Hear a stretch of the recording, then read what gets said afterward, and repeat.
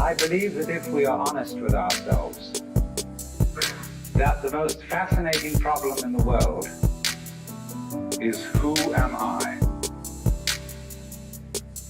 What do you mean? What do you feel when you say the word I? I, myself. I wanna fly the train! I give a fuck! Oh, jeez! Hey, what's going on? Look at this in that photo. Look at this fucking thing. Oh, jeez! I give a fuck! Oh, jeez! Hey, what's going on? Yeah, you can't get out of it! Oh, jeez! I'm trying to what's going on?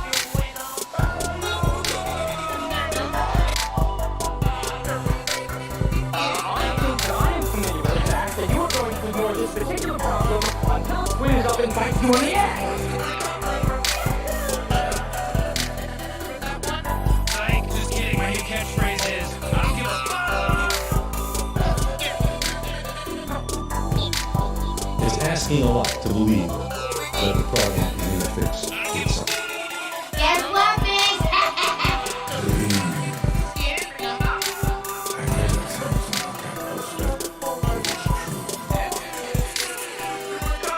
Our technology and our numbers have both reached a state where inadvertently we can pose a danger to the global environment, especially through the atmosphere. The whales have a 15-foot penis. Are you a pervert or something? Okay.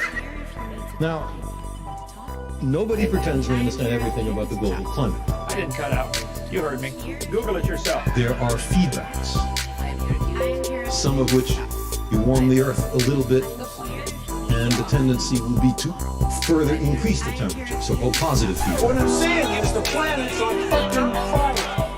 We choose to go to the moon in this decade and do the other things, not because they are easy, but because they are hard. Because that goal will serve to organize and measure the best of our energies and skills. Because that challenge is one that we're willing to accept, one we are unwilling to postpone, and one we intend to win.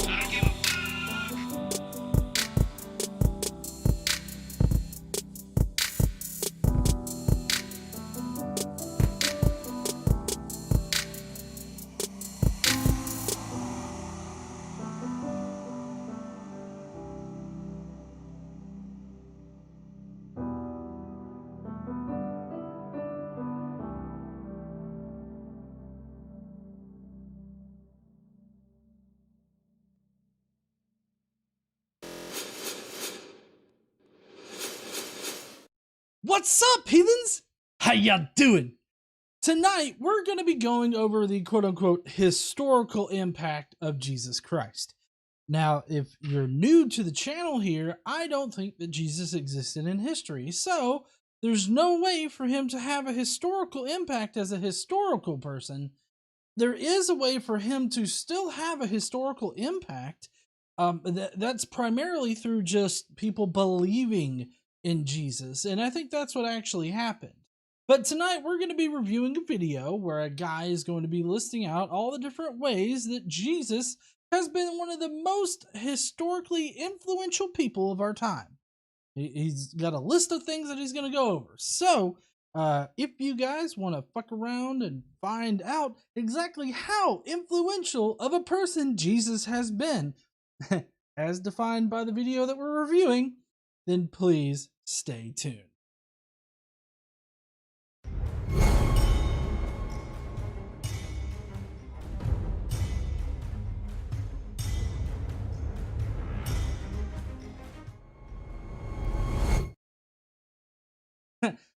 All right, so before we begin tonight, I just want to remind everybody that a portion of all the revenue generated by the Godless Engineer channel is going to be going to a charity. This month, we're going to be picking out charities, but we're thinking about doing something for, I believe that it's the Suicide Awareness Month thing, possibly.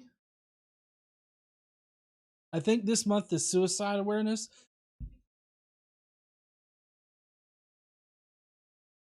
Oh, there's also disaster relief for Ida. If you really want to help us pick where we put our charitable donations this month, then you need to join the Skeptic Mafia. They're going to get a choice on at least one of the places that we donate to. So if you guys will please join the Skeptic Mafia so you can help us pick. Other than that, though, we've got a full show tonight. We've got shitty ass science. We've got some comments, and we've got what our first segment is, and that's. Oh, hold on. I don't think on this screen I have notifications enabled. We're about to get to it, but our first segment is always. That's right, honey. Today I learned.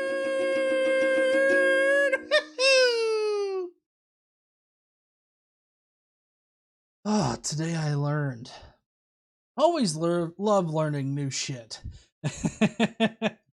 So, first up on Today I Learned. We have that on 9/11, all guests at Disney World were evacuated effectively with little panic by cast members who did so by forming a human wall and gently herding them out of the parks.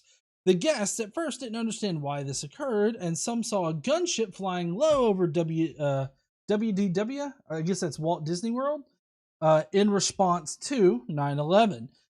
Speaking from somebody who's worked at an amusement park, specifically a water park, it is so hard to get people to do what you want them to do instead of what they want to do, because everybody at that park wanted to ride the fucking Disney rides, right? They wanted to enjoy Disney World because that's what they paid for. And when I was working at a water park, people wanted to swim. But when there was a lightning strike or something where we had to evacuate the pools, and people were a little confused because like the lightning strike was like really far away, and nobody else saw it or whatnot. They didn't know what was going on. For the love of Christ, I could not get them out of the pool. They argued with me the entire time, and they even like formed this little crowd just waiting to get back in, and they heckled us like to get back in. And so it must have been very difficult, which, I mean, granted, I wasn't dressed like a Disney character, so it's like, Dad, why are you harassing Snow White? Quit talking shitty to Snow White, Daddy. Like, I'm sure that's not a conversation that a father wanted to have with his daughter, but it still had to be incredibly difficult for them to do that. But anyways, that's what they did at Walt Disney World on 9/11. All right. Next on Today I Learned, we have that sea urchins are called sea urchins because hedgehogs used to be called urchins. Until about the 15th century, sea urchins are ocean hedgehogs. That's quite amusing right there. I had no idea that is what that was about. I don't know a lot of people that have hedgehogs. I did have a band teacher at one point that had a hedgehog. He named him Sonic, of course. But it's kind of funny to know where certain names of certain animals came from. I do want to remind everybody that the super chat option, we have the notifications on. I promise you, Brocephus will pop up with different things to say. So if you guys want to send a super chat, I'm sure you'll love what Brocephus has to say. I'm working on a few new alerts for him, so hopefully maybe we can look forward to that next week. All right, next on Today I Learned.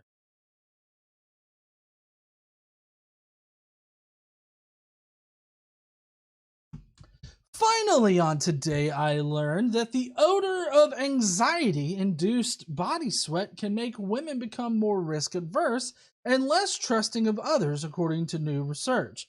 The findings indicate that chemosensory anxiety signals can act contagiously but predominantly affect women, which is kind of interesting to hear. I mean, it makes sense that would be something that would happen. I mean, there's other animals out there in the animal kingdom that do the exact same thing as far as like chemosensory things.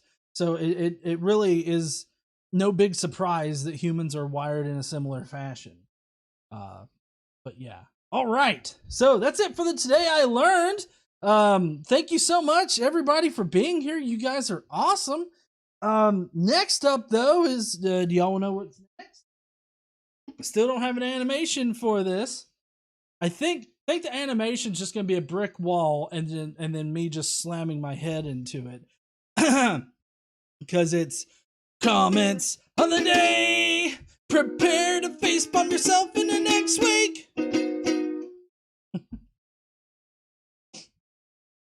All right, so let's see what we got first on the comments. All right, so this is on that oh, what's that conservative platform that they got now? Is it like Gab, or is I think maybe Gab's one of them. I don't know. Whatever in the fuck this platform is that she's posting her messages on. Laura Loomer had originally said, "I hope I get COVID, just so I can prove to people I've had bouts of food poisoning that are more serious and life-threatening than a hyped-up virus." I do believe that you could rephrase that, and Laura Loomer just told us that she shit herself worse than COVID feels. And I don't think that that's possible, but okay.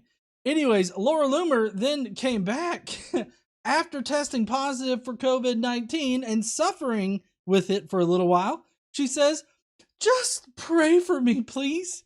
Can't even begin to explain how brutal the body aches and nausea that come with COVID are. I am in so much pain. This is honestly the worst part about it." Oh, really, Laura? Have you ever had bouts of vomiting and shitting yourself that have been this bad? Sincerely doubt it. Huh? Okay, honey, I won't talk about Caitlin Bennett.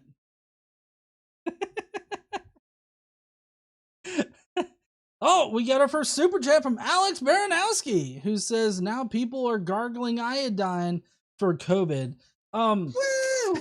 That's KC's money. So I've heard that people have started like taking turpentine for a lot of things. But you know, gargling iodine, whew, I don't know. Anyways, all right, so that's Laura Loomer. She's not exactly liking the COVID-19 thing all that much. Which, I mean, it had a good chance of really not affecting her. We've met people where COVID-19 hit them, and it just really wasn't all that bad for them. But apparently Laura's got a really serious case of it. So I hope that she pulls through, because I never hope that anybody dies. Oh, she's acting pretty dramatic. Yeah. Okay, so she's not hospitalized. Let's hope she doesn't get hospitalized. Yeah, it's not categorized as serious.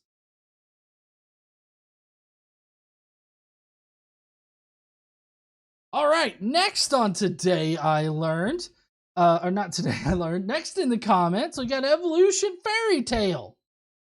Yeah, fairy tale, like a tail. Anyways, they said, "You can't prove evolution either. In the end, both worldviews, Christianity and naturalism/evolutionism, require faith." Okay, first of all, naturalism and evolution, not evolutionism, but evolution, they don't require faith at all. Because naturalism is proved by the fact that the natural world exists.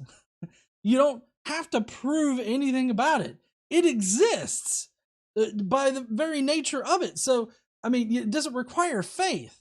Evolution also does not require faith, because we can prove evolution. Even though he says we can't prove it, we can prove it, though. But mutations over time only reduce genetic complexity. You see, this is the kind of bullshit you get when you snort creationist apologetics, okay? because that's not even true. It does not reduce the genetic complexity. I don't even know what in the fuck that means. I don't know what it means to be genetically fucking perfect. Anytime that I hear somebody talk about how apparently Adam and Eve were genetically perfect, or how there's a reduction in the genes as we reproduce and everything like that, I just think about how, like, what is a genetically perfect human? Like, is that fucking Aryan as shit with blonde hair, blue eyes, and a racist attitude? Like, is that what it means to be a perfect, genetically perfect human? Or what does it mean? Because I have no fucking clue. There is no magical force there called evolutionary processes that can design or create anything. That's KC's money. Look, Lucrezia cosplay. Send a super chat saying my buddy Matt is seeing a stream for the first time. What's up, Matt? Blowing your fucking mind right now, I'm sure. Trust me, I'm not bad all the time. Sometimes I'm entertaining. Anyways, thank you so much there, Lucrezia. And hopefully I've started pronouncing your name correctly. So no, it's not a magical force. See, here's the thing, is that creationists think that there's a magical force out there that created things, that magical force being God. They think that God created the entire universe and animals by speaking things into existence, which is pretty synonymous with speaking an incantation and causing shit to happen in reality. So the only magical force out there is from creationists. The evolutionary process or processes would be naturalistic things. They wouldn't be magic. They would be based in reality, based on natural mechanisms. So to say that they can't create anything, we've seen genetics. We've seen different mechanisms in genetics provide new or novel functionality, in an organism or in a group. We've actually been able to observe that. So, not design things. Yeah, no, the natural world doesn't design things in the same way that they're thinking that shit's designed. But I would also say that I don't think that your God should take credit for designing shit, because everything in this natural world seems to be designed naturally, like by nature, that is, like shaped, not designed, but shaped by nature, which means that it does have flaws in it, because anything that comes about naturally is going to have flaws in it. It doesn't have the foresight to think about any kind of mitigation tactics for poor designs. If there was an engineer out there that designed the human body, they had no foresight whatsoever into how we work. They did not do any kind of mitigation, like risk mitigation or anything like that. No risk analysis is what I meant. No risk analysis or anything like that. Sure, there are a few things in our bodies, like the healing system and all this other stuff that helps. But as far as like the more serious issues that humans have, there was no risk analysis done on it, on the human body. So I really don't think that you should, your God should take credit for the design of anything. And then they say, life's not a Star Wars movie, guys. Fake! It's pretty funny because Apologia recently put out that Star Wars without using Star Wars video that's been heavily picked up by a lot of people, and it's funny that they brought that up. Of course, this was a while ago, so Apologia's video hadn't been out yet, but it's still ironic. But to claim that we need to think, I feel is a bit pretentious of you, because if you just honestly go through your comment here, I think you'll see how much bullshit you have in it. So I feel like any rational thinking person can see that. But anyways, this is just comment number 2. Let's get to comment number 3. Oh my God. Okay. So here's What Do You Meme? And he asked this question of his Christian audience. Well, not primarily Christian, I mean, he says that he has some atheist viewers, which I'm not going to deny, but anyways, his audience. He says, given the new vaccine mandates, would you let your job fire you, or would you get the jab and keep your job? Be honest. And so obviously I said, get the jab, keep my job. I've already had my jab, so I'm going to be able to keep my job if the mandate, if my job were to be mandated like that. But 47% said let them fire me and lose my job, which is kind of curious because I don't know why he put this. Like, let them fire me is one. Like, you would lose your job. I don't know. It seems a bit redundant to put and to lose my job. It's not like they're two separate things. If you get fired, you're definitely losing your job. In any case, 47% said they would rather get fired than get the vaccine. And then there are people that are undecided of this. And with the amount of things that vaccines are required for, like public schools, some jobs do require you to get vaccinated, the military, like there's a lot of things out there that require vaccinations and immunizations. Like even to travel, because I've traveled to a foreign country before, and it's recommended that you get certain shots before you go so that you're protected against whatever is currently fucking going around in whatever area you're going into. So this is not a new thing, right, in society in general. So I have no idea why people would rather be fired than get vaccinated, but that's up to them. I'm sure there's plenty of people out there that need a job that would rather have your job if they're qualified to do your job. If you're still undecided, I really don't know what to say to you to describe to you how confused I am about being undecided about whether or not to get vaccinated. There are third world countries out there right now that would love to have the access to vaccines that we do. And for people to be undecided about whether or not to get vaccinated just blows my fucking mind. This is modern medicine. This is shit that you should definitely have no qualms about getting, right? This is for public health, and this is so that we can get back on track with our lives. But these people are hard up about, one, not requiring masks, 2, not social distancing, and 3, not getting vaccinated. So all of the things that they have to do in order for our society to start moving in a positive direction, they don't want to do. They just want to move in that positive direction, and damn whoever gets caught by this virus. Whoever dies from this, it's kind of like Rocky, what was it, Rocky 3? With the Russian? I don't know if it was Rocky 3 or Rocky 2. I think it was 3. If he dies, he dies. Like, I find it kind of curious how the supposed pro-life crowd is all like, if he dies, he dies. But yet they want to restrict access to abortion and other services of that nature, people's health services. So it really kind of boggles my fucking mind with this entire thing right here. Okay, let's get to moving. Next up is Jesus is coming! I think he spelled that wrong, but anyways. If you truly want to know the truth, then you will find out that God is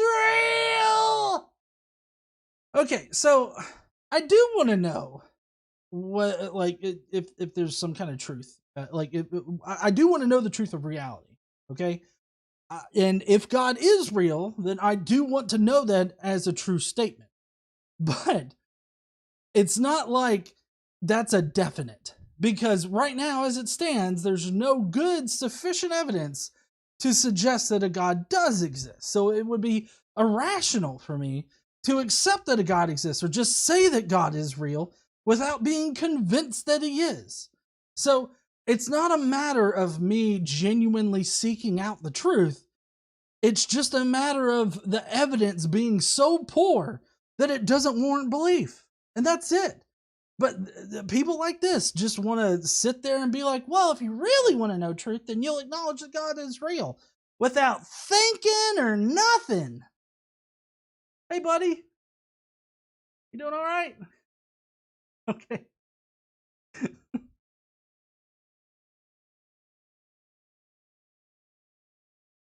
All right.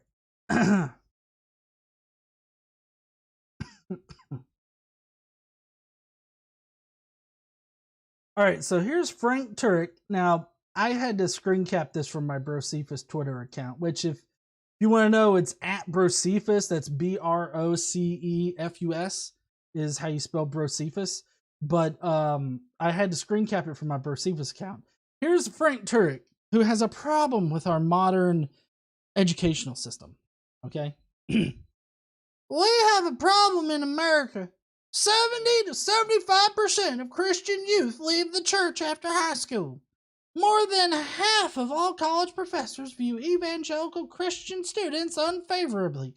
The good news is that we can do something about it. And he's got a Trojan horse there, but he's saying, like, under the science part, which I can blow this up a little bit here. Under science, he has materialism, anti-supernatural bias, macroevolution. And then teacher in public schools, curriculum, Christian parents who are ushering in the Trojan horse there. So basically what Frank Turek is trying to communicate with this shitty fucking meme is that science is shuffling in these very scientific concepts like macroevolution, which is just evolution's evolution, materialism, which is just that the material world is what exists, and that's all that we can know to exist. The supernatural is out of reach of science. We can't use science to describe the supernatural. If we can describe something that we think is supernatural naturally through science, then it becomes natural. Like, it's just a natural thing that happens. So, and then he says anti-supernatural bias. It's not that we have an anti-supernatural bias. It's that we have a bias against unproven things. The supernatural is unproven. We can't prove it with science, but you would need to prove like that the supernatural even exists first in order for us to include it in our worldview. And there's no good evidence to suggest that the supernatural is real. Now, should the supernatural be included in science? Well, if whatever event happens naturally, then it's already included in science. So it's not an anti-supernatural bias. If the supernatural does exist, then it would exist outside of the reach of science. So it's not that it has an anti-supernatural bias. It's just the fact that that science is only meant to describe reality, and the supernatural exists outside of that. It's a lot like expecting one of those fish that can't walk on land or climb up a tree, and expecting them to like fly and perch in a tree and shit on a car or something. Like it's a lot like that. So Frank is just fucking ridiculous is what he is. All right. So that was number 5. This is our last one for tonight. It's not really a comment or anything like that. I just feel like we should try to figure this out together. Your fear shouldn't my mask voice. I feel like it probably should read your fear. Oh, it's even, they use the wrong your. You put thought into this, woman. You put thought into writing the wrong your on a sign. And then you looked it over. It was like, yep, that's correct. Your with an E. No, it's Y-O-U-R. Your fear, not Y-O-U-R-E. God damn it. Maybe she needs to go back to public schools failed her. She needs to go to night courses or something. Anyways, your fear shouldn't mask my voice. The appropriate way to actually insert this in there is to have a little, what are those like little treetop thingies? A carrot? You put a carrot right there in between mask and voice, and then put mine there. Or here's a fantastic idea. Just fucking redo the entire thing. Is it like you only had one poster board and so you couldn't fuck up, but you fucked up twice anyways? They could, you're right. They could have only had the one poster board. But I feel like the fact that she used the wrong your and didn't put that carrot in there to indicate that it was being squeezed in between mask and voice. I feel like maybe she should, reconsider taking some grammar classes or something. I don't know. I would have put this through like a Google search first or something like that just to see if it was like, did you mean this? Or just a Word document. Just put it in a Word document. That'll highlight shit. All right. Well, that's going to be it for the comments tonight. Oh, we got another super chat from Alex Baranowski saying, are those COVIDs on that sign? Probably. Hey, I don't know if y'all know this, but every time you donate, the Lord cries. I mean, it just kind of looks polka dotted, but I think that it's probably little COVID not molecules, but viruses. You don't think so? Just dots? Yeah. All right. Well, next up, I don't know if you guys have been keeping up with what's next on the list of shit that I normally do, but next up we have shitty ass science. Shitty ass science. We're gonna answer some science shit really wrong. Shit, this camera's like a little fucked up. Oh, fuck me. There we go. All right. I'm good now. What's up, heathens? How y'all doing? Y'all burning in hell yet? Oh shit, we got Quentin Van Boven that says, send in my weekly tithe. Nothing beats dinner with J.A. Fuck yeah there, Quentin. I know I am a little, I'm a little early tonight with the stream. GE, he just wanted to knock this shit out this quick. much money only secures your seat in hell. You tell him, bro, Cephas. All right, so what do we got tonight for our TED Talk? Thank you for coming to my very highly Christian educational TED Talk. Tonight we're talking about bees. Why do bees have built-in antennae? Okay, so they have built-in antennae because that's just what comes with the standard bee model. They need to be able to listen to the tunes while they work. A lot of these bees are just drones, so they jam out to some Eminem. They probably jam out to some jazz, probably some 50s music because that's the bee's knees, y'all. Let's see, what is their favorite radio station? Oh, well, it's got to be bzz, bzz, bzz, 90 bzz, bzz, or something. I don't know. But anyways, it's probably a DJ that just talks about normal bee stuff, kind of like in that Bee movie. You know which one I'm talking about there, KC? The Bee movie? Yeah. Black and Yellow? That is that's probably it. That and the 50s music, Black and Yellow, Black and Yellow, Black and Yellow. I think it's got a little bit more words to the song. I don't know. I haven't heard it in a while, but I just know it says Black and Yellow a lot. They probably like that. And I can just see them bees working in that hive like Black and Yellow, Black and Yellow, Black and Yellow. Hey, Frank, Black and Yellow, Black and Yellow, Black and Yellow, Black and Yellow, Black and Yellow. And just, that's what they do. Now, if you guys don't know, they like to dance too. They drop it like it's hot. And if it's hot, they'll probably actually drop. But they drop it like it's hot. They twerk their little butts and everything like that. And sometimes that's how they communicate with people. They're like, hey, Frank, how you doing? Y'all can't see it, but I'm wagging on my ass. Hey, Frank, how you doing? I'm interpretive dancing my message to you. That's when he tells Frank to fuck off because he stole his shift at the honey factory. Anyways, they have antennas so they can jam out while they work because they're a bunch of drones. They can't go and get laid or anything. So they got to have something in order to distract them from the fact that they can't have sex because they're drones and stuff. And so that's what it is. They don't have dicks, so they have antennae, and they just jam out to some Eminem all day. And Black and Yellow. Whoever sings that fucking Black and Yellow song. Wiz Khalifa? Wizzy Khalifa. That's who does it. I don't know why he named himself Wizzy Khalifa, but he didn't name himself Wizzy Khalifa. I guess that was a brand choice. Oh, it's just a Wiz. I thought that was a wrestler. Oh, the wrestler's called The Miz. My bad. Anyways, so they're two different people? This isn't a Don Cheadle moment? Okay. Anyways, that's it for my very highly Christian educational TED Talk. All praise God for giving bees antennae so they can so that they can rock out to Miz Khalifa's Black and Yellow song. So anyways, we'll see you heathens later. Don't forget to burn in hell and go fuck off. Bye, y'all. Fuck, that's the wrong button. That's the wrong button too. What in the fuck is going on here? Hold on.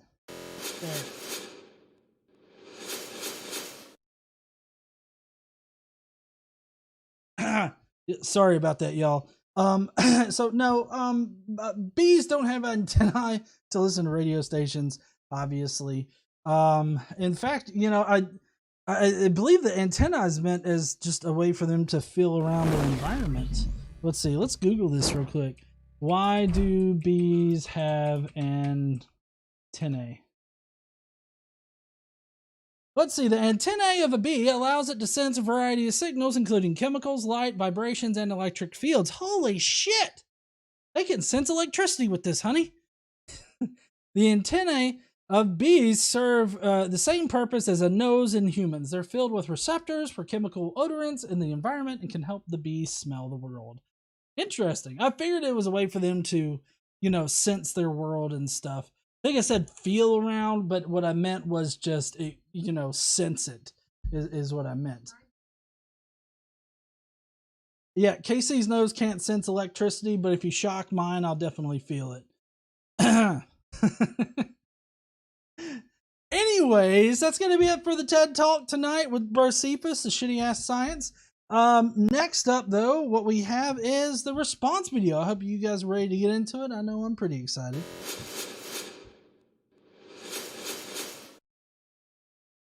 All right, here's the portion that we all came for. Now, I need to get my notes up because I had to take some slightly extensive notes on this in order to be, like, you know, fully prepared and shit, because I've got a whole list of stuff to fuck this guy up with.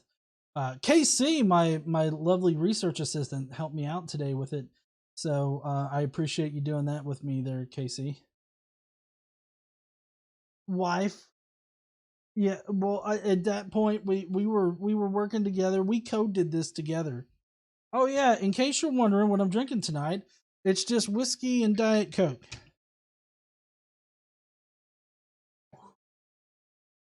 Apparently, this is half whiskey, half Diet Coke. More than half whiskey. Y'all are going to see a fucked up GE tonight.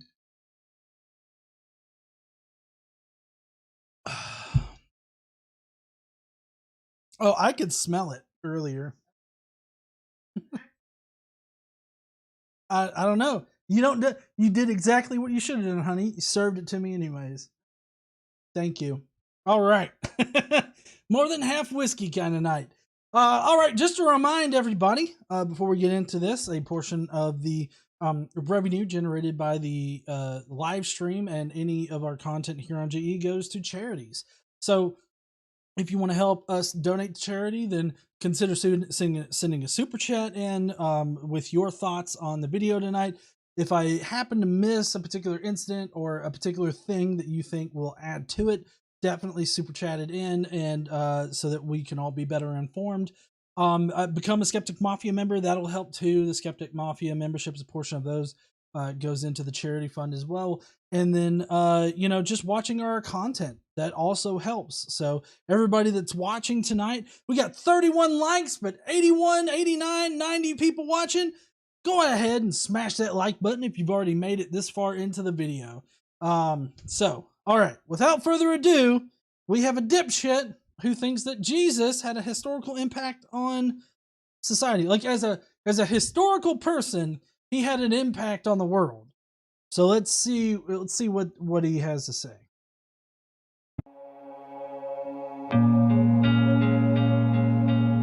Jesus was truly a man without equal, who changed the way we live and think today. I gotta stop him already. Jesus was a mind without equal. If Jesus was a historical figure, and I'm just gonna go out right now and be like, okay, let's assume that he did exist. If Jesus was a historical figure, he was an itinerant Jew from the Judea region, and he probably thought similar to the other apostles, in a similar fashion, at least, because the apostles ended up teaching what they claim is his message now.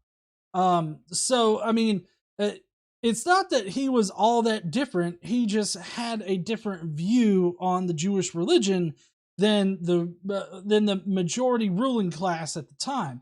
Of course, at that time there were several different groups of Jews around. So I mean, he really wasn't all that special. Like, even in the Jewish community, he didn't have a special mind or anything like that. Now, obviously, this guy thinks that the Gospels are historical, and he is going based off of that, which totally different kind of Jesus that I'm talking about, or that anybody that has any kind of like historical sense about Jesus would think Jesus did exist in history. So off the bat, he's already he's already pushing a lot of wrong things. I do want to point out how he's got 2 lapel mics, and I have no fucking clue as to why he's got 2. I guess maybe one's a backup just in case this. Everything he's saying is doubly important. That's right, honey.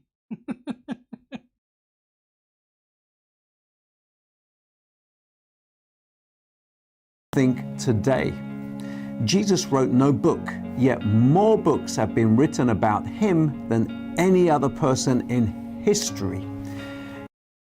Well, yeah, but that doesn't mean anything about him. I mean, that doesn't make him important, like, as far as... What are you doing? I blew my load. Uhan Roderick blew KC's load and said, at my dad's birthday party, swinging by to say love. Thank you so much there, Uhan. I'm so glad to see you in the comments there. I hope you have fun, and I guess we'll see you later there, Uhan. Thank you so much. But yeah, so there has been a lot of books written about Jesus, but this is not unexpected. Like, it would be unexpected if we didn't have a lot of books written about Jesus. Now, this is primarily because Christianity has been a major religion in the world for thousands of years. So the fact that there are many books written about him, because for thousands of years we've just assumed that he did exist in history. We assumed that the Gospels were historical in nature. So I mean, it would actually be rather weird if Jesus didn't have a lot of books written about him. This is what we would expect to see out of a major religion. You are blessed by Christ, ma'am. Or sir. You are blessed. Damn, Satan's little helper got blessed by Christ, saying just a present from Satan. I love working for Satan. Thank you so much. Someone's going to clip that out later. I can just tell you right now. Maybe you should quit drinking all that beer, GE. So the second most sold book? The second most sold book is the Little Red Book by Mao. I don't know, like, I guess I just don't understand what point this is supposed to make about Jesus and his, I guess, impact. The third most selling book is the Quran. Which, I mean, they're just talking about books that talk about Jesus. Not just like the Bible being the most sold book, which it is, but just books written about, Jesus, apparently numbers in the great many. But still, I don't think that it has any bearing on like the historical. See, this is what I meant to say at the very beginning. We got a couple of super chats coming through. May the power of Christ compel you to get the fuck out of here. Then we got one from Mike. What are you doing?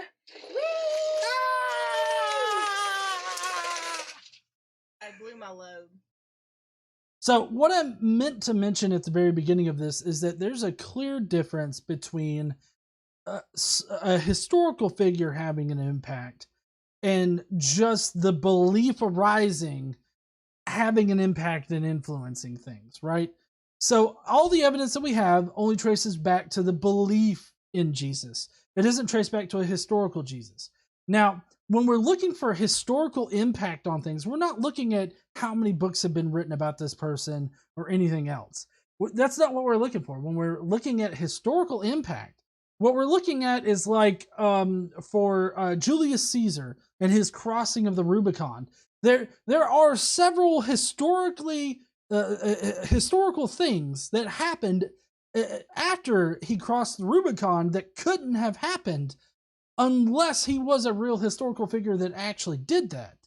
There are several things that happened after that point that show that it actually happened, and that was the historical impact of that particular event. And then you have historical impacts of other religious, not religious, but historical figures like Alexander the Great. There's a lot of different things that could clue you into it, being, you know, the minting of money. There's money with Alexander's face on them, or what we figure is Alexander's face, and just the growth of his empire and everything like that. Like, that's the kind of thing that we're talking about with historical impact, not how many books were written about the motherfucker.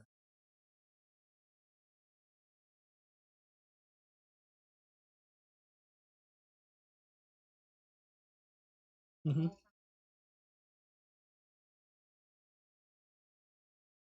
Okay. So you got William Shakespeare. So Casey looked up, not sure when this list was dated, but the most written about people or figures. The first one's William Shakespeare. The next one's Dante.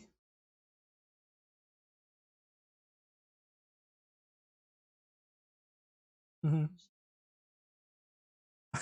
Jesus is number 51 on that list of most written about figures in history.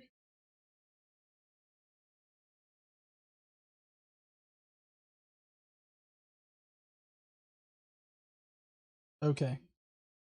It's based on the bibliography of the things. I think that it's safe to say that that there's no like study done of how many independently referencing Jesus books there are out there, but from what we can tell, he's definitely not the most written about historical figure. If he were even historical, but I mean, all this entire list that he's going to be going through, and even this first one about how many books have been written about Jesus, the entire point of all of it is to say that Jesus had a significant historical effect on the past and in our reality that even affect us today. But the problem is that I don't think that he can actually separate between the belief in Jesus and Jesus, the historical figure, if he were to have existed. So I be looking out for that in this video as we progress through it. Try to look for anything that kind of discerns between the belief in Jesus and an actual Jesus if he were to have existed. Uh-huh. Okay, so Time did a list of the 100 most significant historical figures in history. Jesus was number 1. Woo! That's KC's money. Napoleon's number 2. Muhammad is number 3. William Shakespeare's number 4. And Abraham Lincoln is number 5. Apparently, Adolf Hitler ranks at 7. Asexual Atheist says more books written about Jesus than other people. Citation effing needed. I know, right there, Asexual Atheist. How about Hippo? He says, I'm going to sample that bit about working for Satan. You go right on ahead and do that. I'm fine with that. Mike Thole says, "Woo, charity." Also, I like the guy's jacket. He might suck though. He probably kind of sucks. Jester, Lord of Fools says 51, so he's still a card short of a full deck. Yep. All right, let's progress a little bit forward. Jesus opened no hospital, yet Christians built the first hospitals to show the compassion of Christ. Wait a second. Christians built the first hospital? Let's see.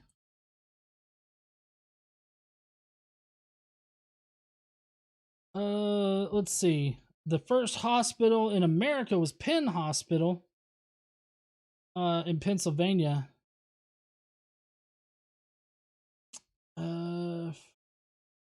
History of hospitals. Let's see the history, and I'm just reading off the Wikipedia here. I feel like this is a general enough topic where Wikipedia What are you should doing? I feel like Wikipedia should have good enough sources here on this particular topic that we don't have to worry about sourcing. But let's see. So Wikipedia article for History of Hospitals. The history of hospitals began in antiquity with Listen, hospitals in donating Greece. this much money only secures your seat in hell.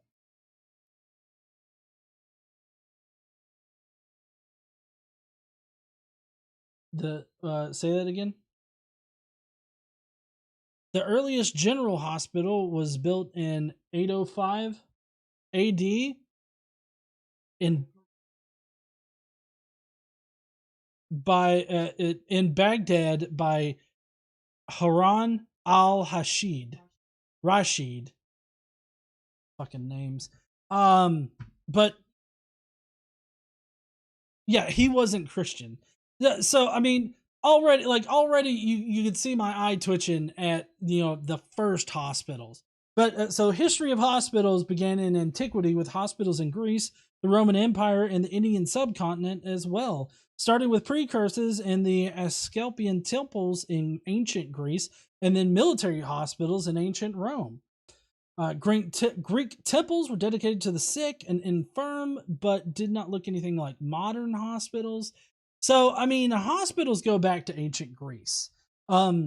Places where people that were sick would be healed and stuff like that.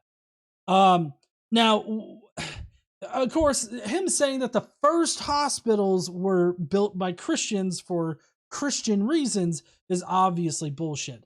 But to assert that this is because of their faith in Jesus that they opened these hospitals up, I feel like the existence of what they would call pagan hospitals or hospitals by other cultures like Muslim culture or Middle Eastern culture.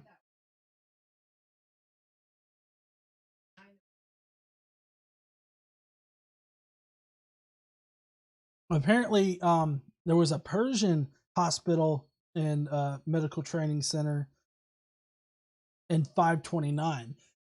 Like I said, hospitals and caring for the sick and everything like that dates way back to ancient Greece, way before Christianity was ever a thing.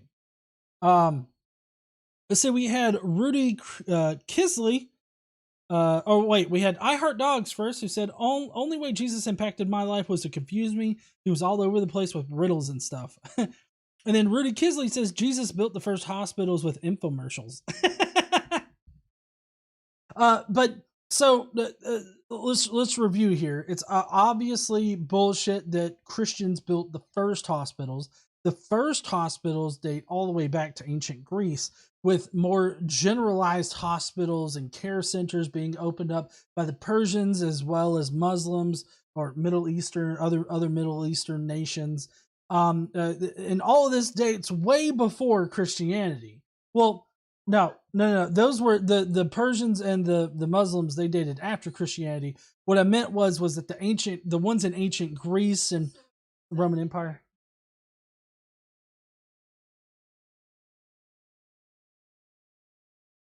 And apparently ancient Egyptian temples also provided cures and were reminiscent of hospitals.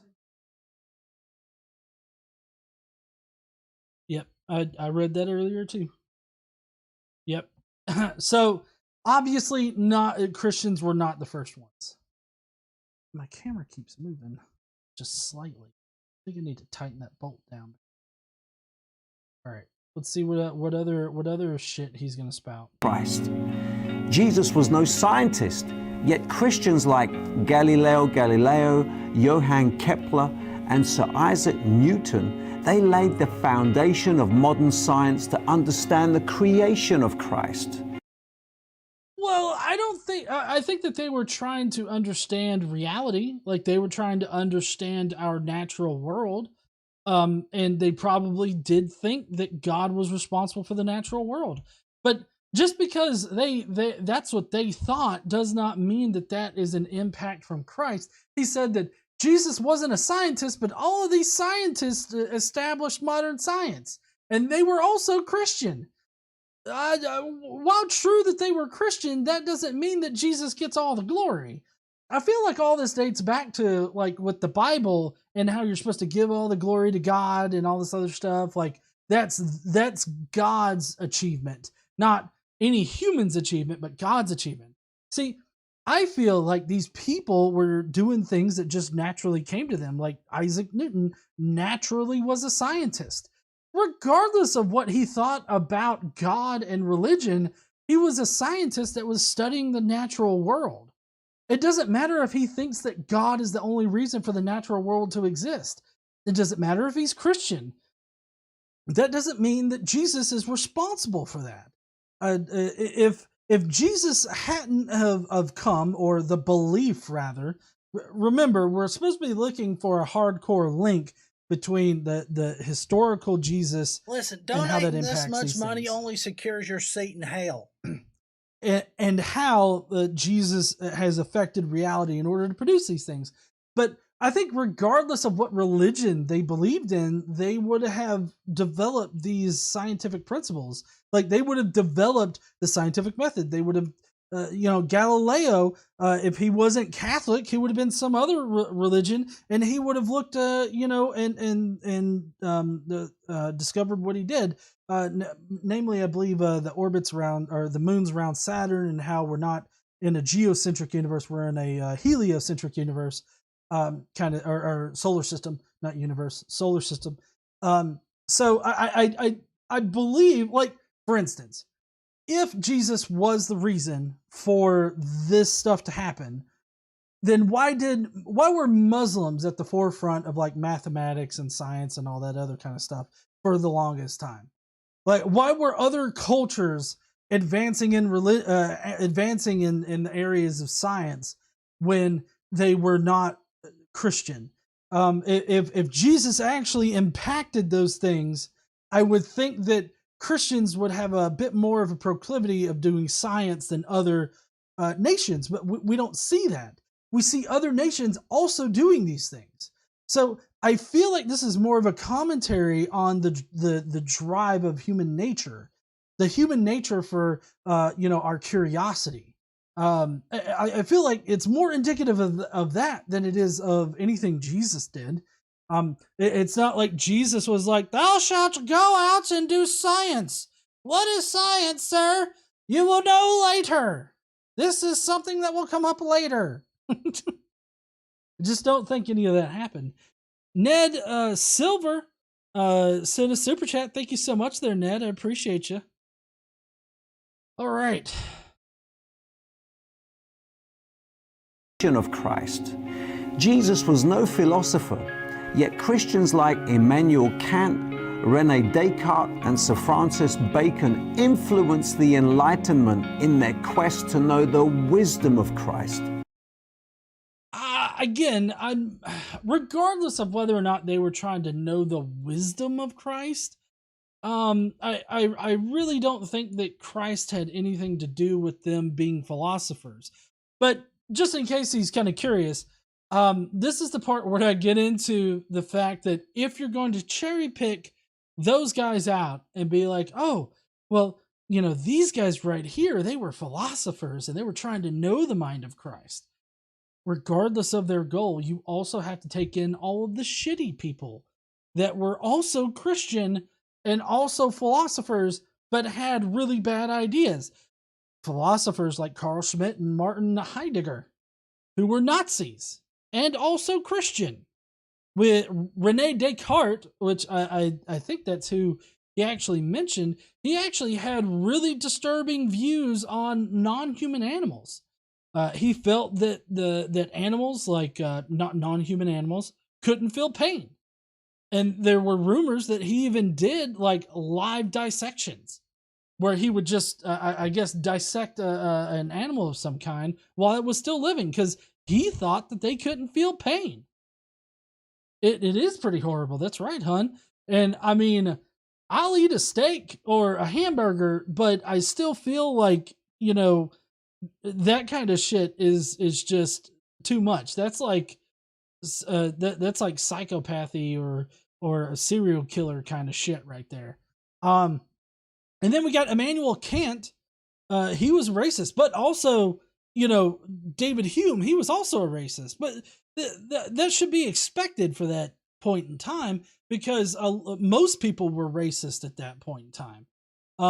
But the fact is that if Jesus is reflective of how we view race and other moral aspects now, then you should definitely question this whole Jesus is the reason for these people doing. Because if Jesus was the reason for these people doing these things, then you have to take both the good and the bad with it. Jesus inspired some of the Nazis, but he also inspired these other shitty people, like George Wilhelm Friedrich Hegel, who was a German philosopher who was very racist towards Africans.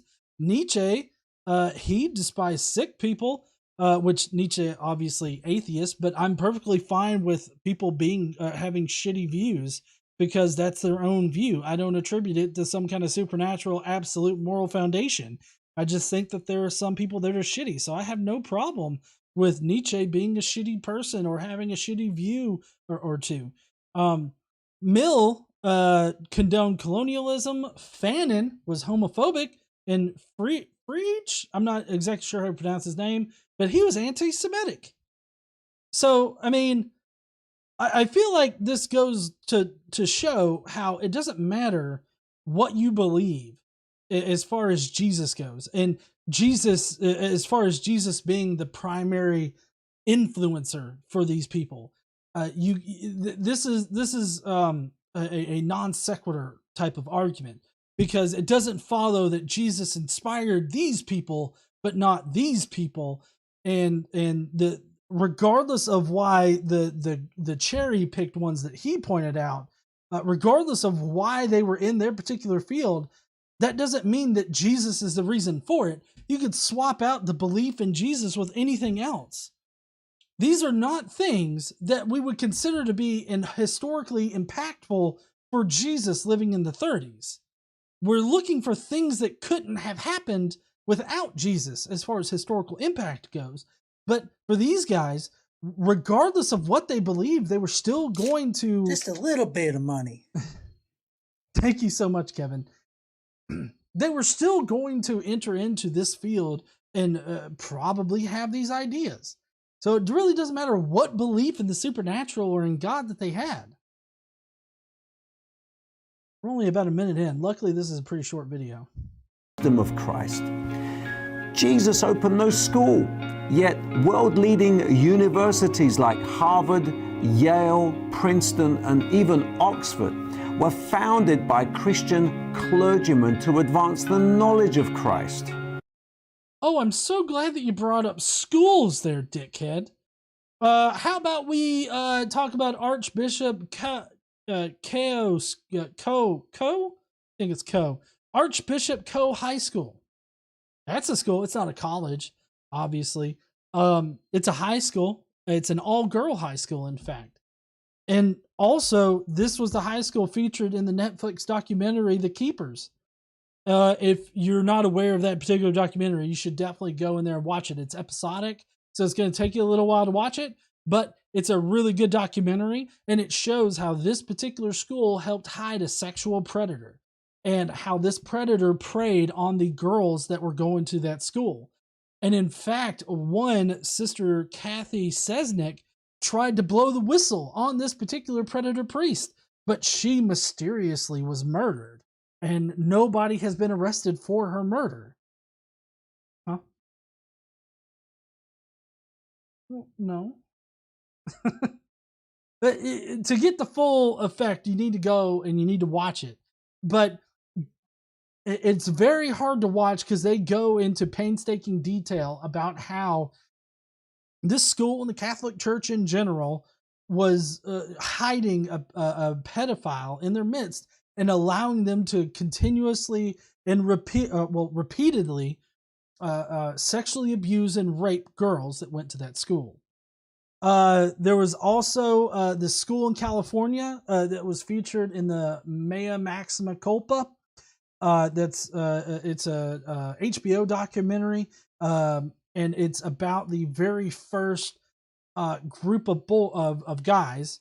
They were boys when they were assaulted, but a group of guys that first stood up against the Catholic Church because of the abuse that they suffered. So it was St. John's School for the Deaf. This school for the deaf helped hide a pedophile priest working at the school that violated hundreds of boys over several years. So if you're going to take like credit for those universities and Christians were the ones that set them up, then you also have to take credit for these places. Because these places help do a lot of damage, emotional damage, psychological damage, physical damage to people. So if Jesus influenced those guys to set up those universities, Jesus also influenced the priests that violated young children. You can't just cherry pick one or the other. You have to take both. I admit that Christians set up a number of different schools, but that's because they have this. They have the means, and they have the opportunity, and they have the institutional infrastructure to provide those things. The church, Catholic Church, and the Protestant churches, they have this access to funds and infrastructure that many other organizations simply don't have access to. So it's just easier for them to set these places up. Regardless of what end goal they were working towards, though, that doesn't mean that those places are like a check mark or like some kind of like tick on the board for Christians. Like, oh, Jesus did this, Jesus did that. Jesus didn't do shit. Just the belief in Jesus is what they had. But even so, I feel like those people would have set up those institutions regardless of what belief they had. Right. Schools and hospitals already existed. Hell, I'm fairly certain that there were Muslim schools set up, like in the Middle East. I'm fairly certain that there were, there were Jewish schools. There were pagan schools that were set up. Paul, Paul from the Bible, he learned Greek from a pagan school. That's where he would have had to have learned Greek from. Oh, there weren't schools, but, there weren't schools before Christianity. Muslim. What did I say? Oh, sorry. Muslim schools. There weren't Muslim schools before Christianity. That's not what I meant. I just meant other cultures build schools as well. Right. Islam 600 years later after Christianity. I understand that. I'm just saying that there are other cultures that also developed schools and created schools. And so that it doesn't matter what belief you have. I mean, I think that those schools would have popped up anyways. We got Mark Trozian, who says, never mind that Muslim Maybe teaching. you should quit drinking all that beer, G.E. Mark says, never mind that Muslims teaching science while Europe was in its dark ages, which allowed the people he cited to be able to do what they did. That's true. Asexual Atheist says Plato's Academy and Aristotle's Lyceum. were also things that were done outside of Christianity and well before Christianity.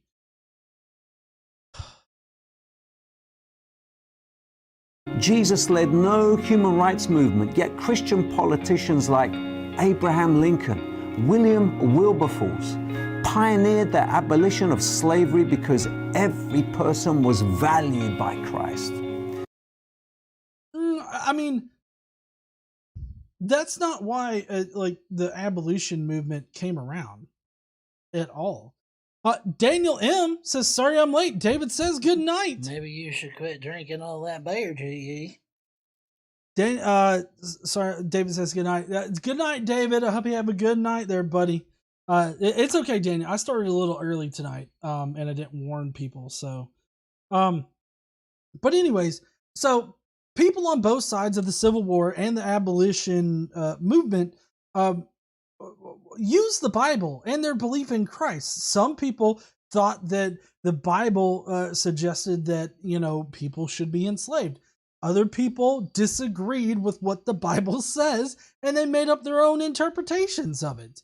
And so, you know, you have people using the same source material in different ways in order to push their own particular agendas. So what that seems to indicate to me is that not only can the Bible and Jesus in general be used in order to push both sides, but regardless of the fact that they both believed in Jesus, one was abolitionist, one was not. One wanted to own people, one thought that was horrendous. And it doesn't matter if they have a belief in Jesus or not. It just matters that they as people held those positions. So it was not an effect of the religion. It was an effect of them. That's how they saw their religion. There was something in them, like the abolitionists. There was something in the abolitionists that couldn't square up owning another person as property. But there was something in the other side, the slave owners, there was something in them where they didn't have a problem with owning another person as property. So it really doesn't matter what they believed in. It just matters that they thought the way that they did. We got Jester, Lord of Fools, saying Greek science. Maybe you should quit drinking all that beer, GE. That thing that is strange, that strange cult tore down. Something about contradicting some guy who died on a cross. All right. I really don't think that any Christian apologist needs to start talking about how Jesus supports the abolition movement or that Jesus is responsible for the ending of slavery or Christianity is responsible for the ending of slavery because, I mean, Christianity was pretty much at the forefront of slavery for a long time. I mean, the slave trade was done by Christians. So you either have to admit that Christians also enslaved people along with the other Christians that wanted it to end.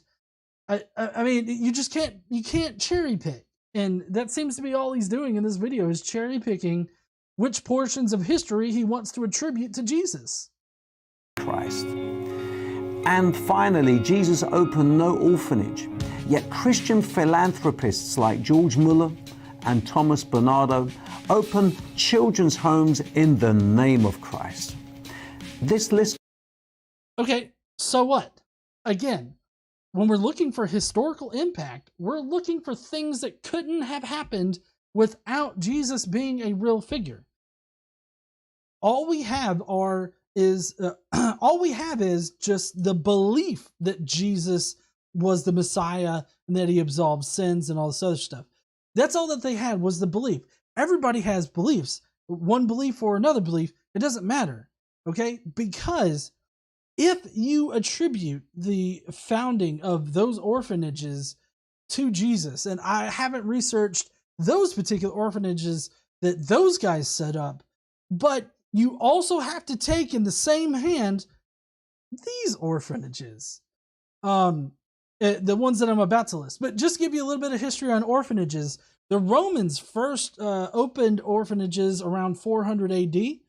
The Jewish law, you know, the religion that came before Christianity, prescribed the care for widow and orphans. Athenian law supported all orphans of those killed in military service until the age of 13.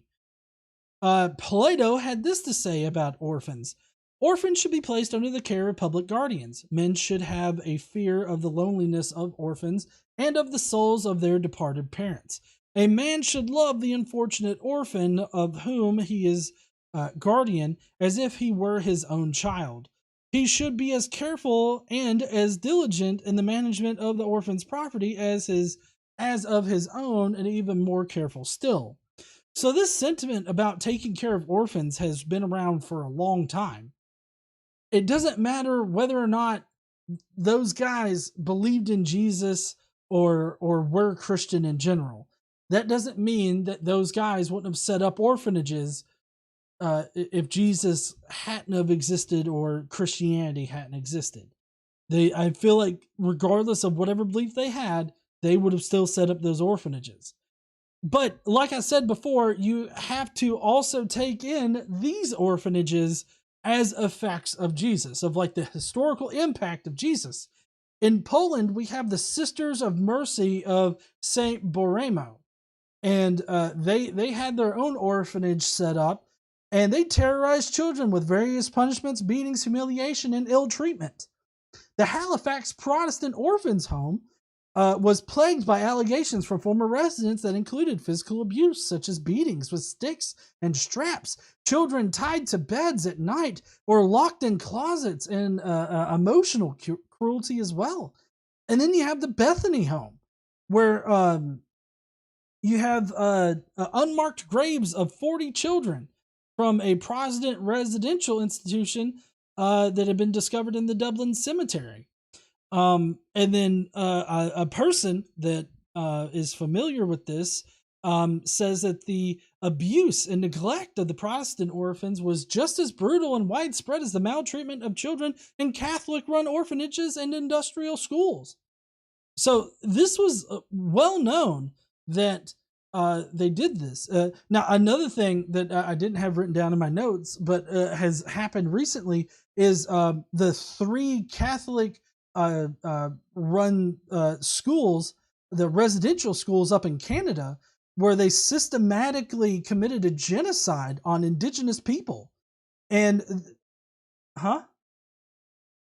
in the article that I saw, they only mentioned 3, so maybe there's more.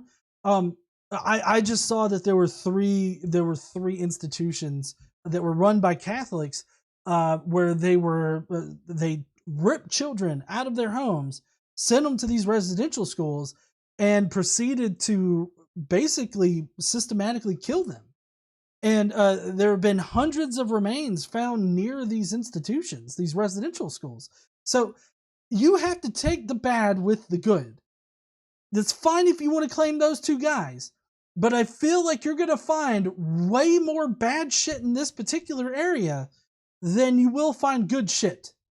The 2 guys that he mentioned, let's assume that they ran good orphanages and they weren't shitty to people. These are sprinkles on the top of a shit-flavored ice cream cone. Okay? That's all that is just little sprinkles on top of it. You can't mask the taste of shit. All right? There's shit underneath it, and these 2 guys are not going to sweeten it up. Jason Kolsyke says power corrupts. Absolute power corrupts absolutely. I agree.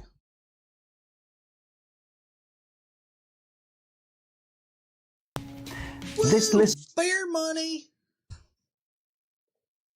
could go on and include many others whose lives have been influenced because of Jesus. Not because of Jesus, because of their belief in Jesus and whatever their pastor, priest, or whoever is teaching them about the faith. Also, their own particular thoughts about their faith are influencing them. So it's not Jesus, like the historical figure of Jesus, influencing these things. It's just the mere belief in Jesus that does it. Although Jesus' earthly ministry spanned a mere 3.5 years, his legacy continues to reverberate across the world. Even today, the Bible is still the best-selling book of all time, with over 5 billion copies sold. This is not all that surprising, primarily because Christianity being one of the most popular religions in all history, you would expect to have a lot of Bibles, and a lot of Bibles have been sold because Christianity's been around for so long and has been the most popular religion for thousands of years. Well, just over 1,000 years, rather.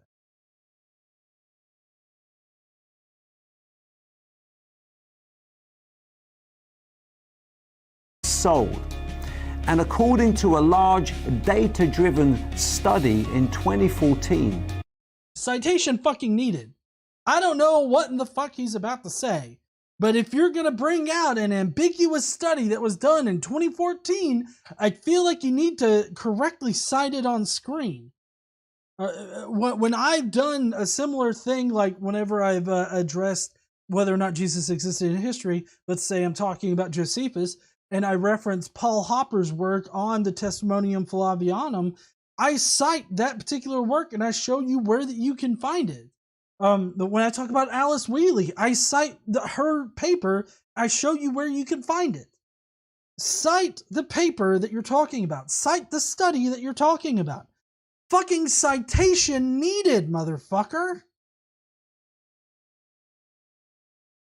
2014. Even after 2,000 years, Jesus ranks as the most significant figure in human history. The most significant figure in human history? Let's assume that Jesus did exist in history for a second. It would just be the belief in Jesus that seems to be significant in history. Not that it had a significant impact, but just that it has a significant presence. Because I can't doubt that the belief in Jesus has a significant presence in history. But I don't think that it's the primary driver of everything that he's listed here. I don't think that Jesus is the primary driver of the abolitionist movement. I don't think that Jesus is the primary driver of orphanages. I don't think that Jesus is the primary driver of hospitals. I mean, hell, Jesus said that his apostles should be able to go out and heal people. That's not, they should be able to go out and take people to a hospital so they can get real help. That's, hey, you could go out there, slap a motherfucker, and they'll be healed. That's what that means. It doesn't mean actually take care of them medically. It means magically heal them.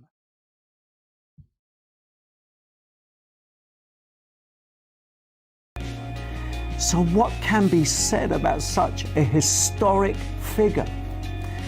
During an interview, Albert Einstein commented, "I am a Jew, but I am enthralled by the..." Hold on. He's just saying that Einstein said this, but I don't know if he did.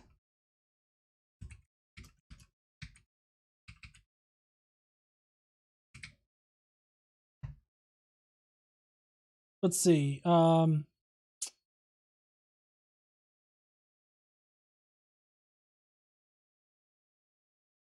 right. It seems like he actually did say this. I found several different references on multiple sites saying that he did say this.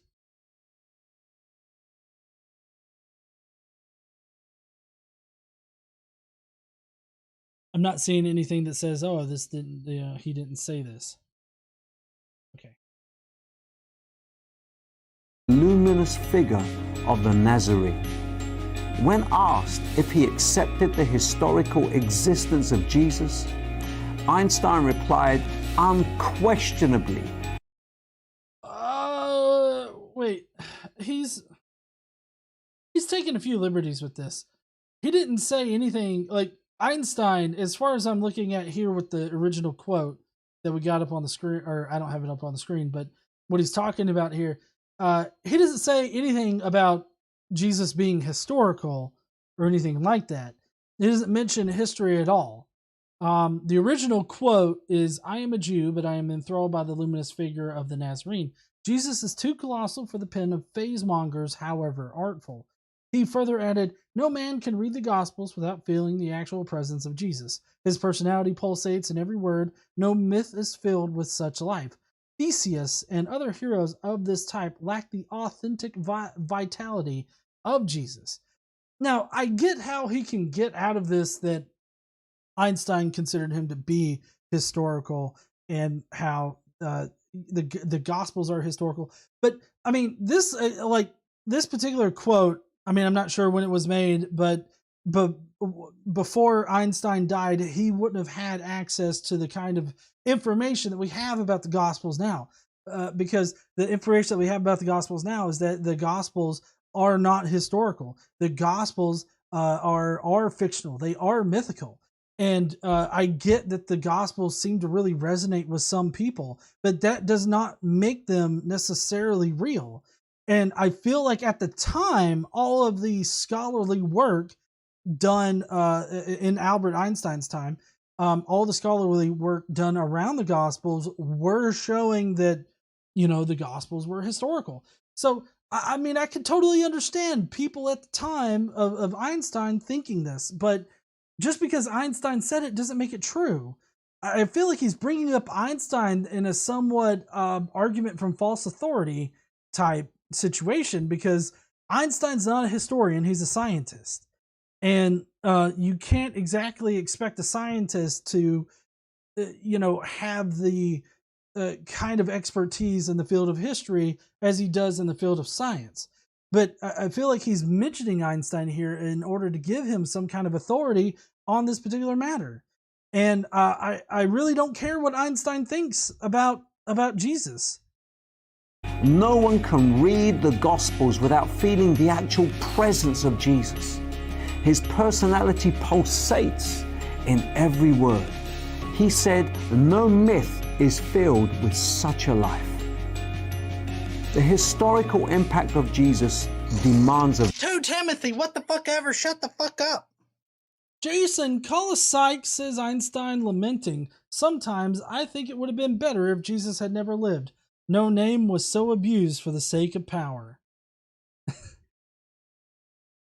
Yeah.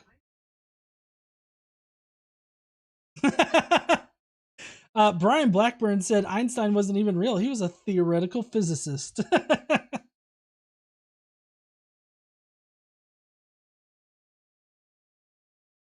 demands a verdict. Surely no myth can make such a colossal impact. No quip can dispose of his legacy. Well, so there are plenty of things that have been mythical in the past that have made significant impacts on societies and the human population in general.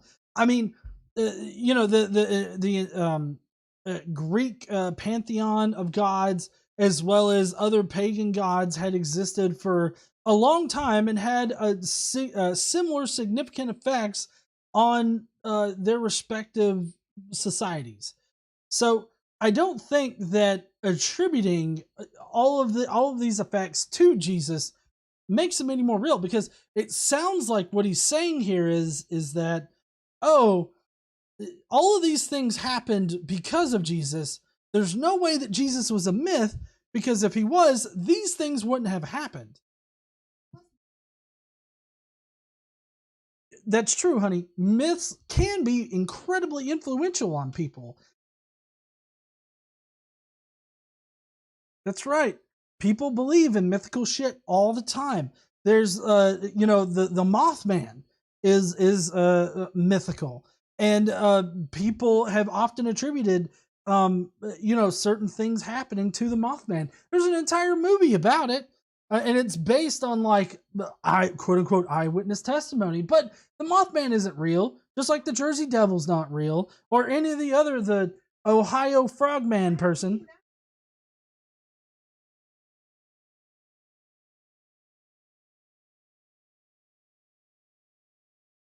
Okay, that's a good point. People believe in the myth that Christopher Columbus founded America when he really didn't, or that Christopher Columbus was some kind of great, person But little do you know that, he enslaved indigenous people. And he was actually brought back in handcuffs at one point for enslaving indigenous people and being horrible to them. And so he was a really shitty person, but people want to think that he was a great person, all because he accidentally sailed to a new continent. There's that kind of myth. There's, several other myths, that were taught in schools. 2 Timothy, what the fuck ever? Shut the fuck up. Like the myth that Moses is the first American.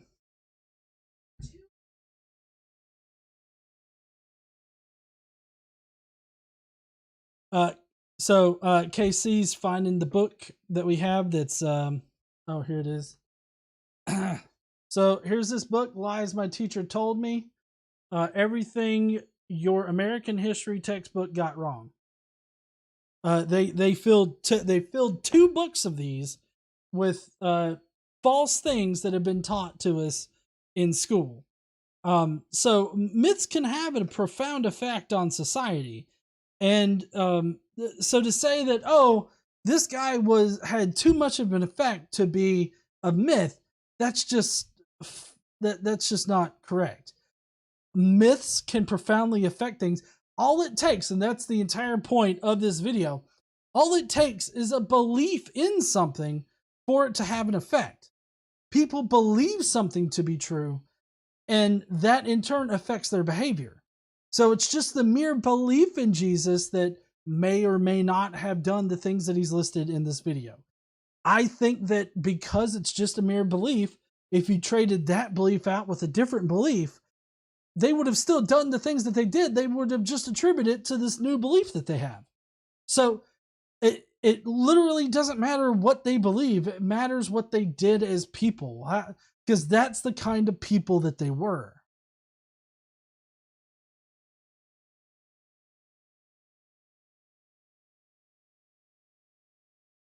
Can dispose of his legacy, no matter how artful.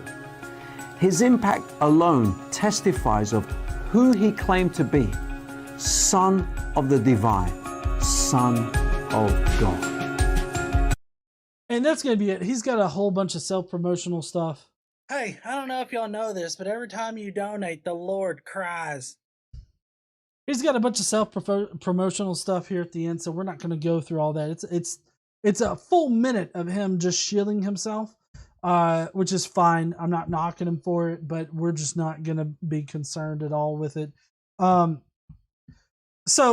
to round out tonight, his argument is that the belief in Jesus did all of these things or is directly responsible for these things. A lot of those things are just plain wrong, that they were the firsts, like setting up the first schools. That's just completely wrong, because schools have been around for longer than Christianity's been a thing. But he attributes the belief in Jesus to those things being set up or those things being done. Regardless of why they did them, it's just the pure fact that they did them, because they are responsible for their actions.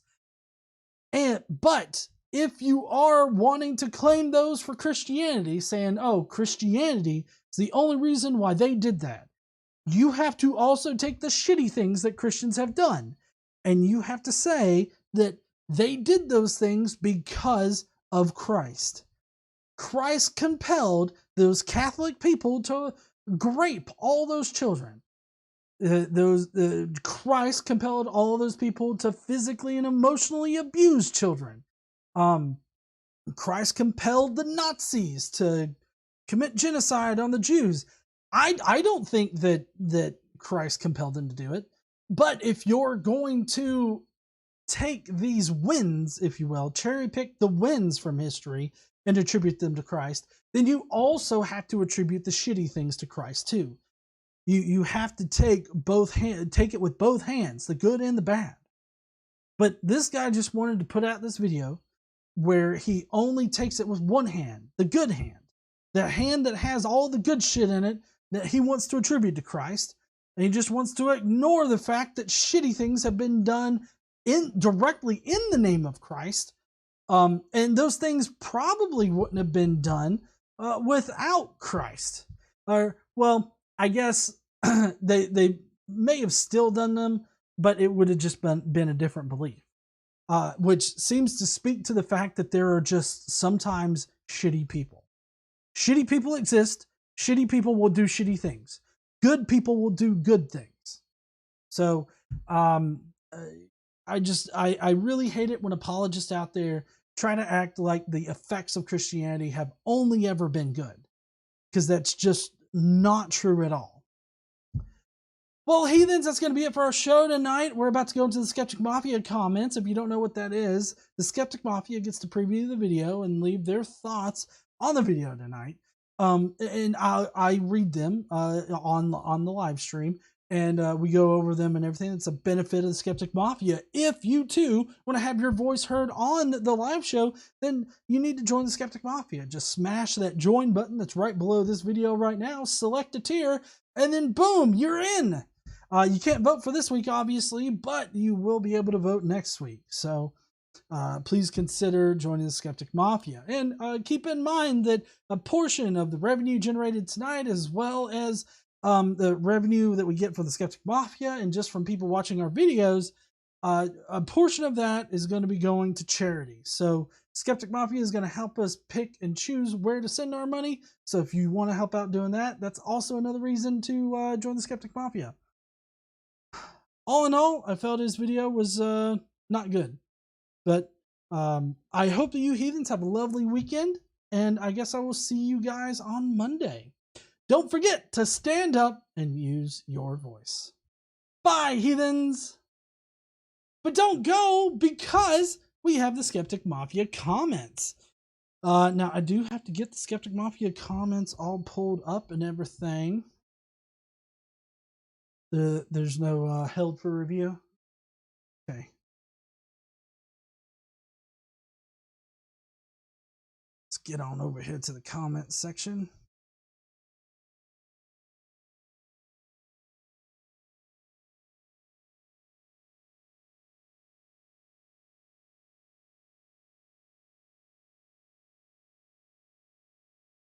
All right.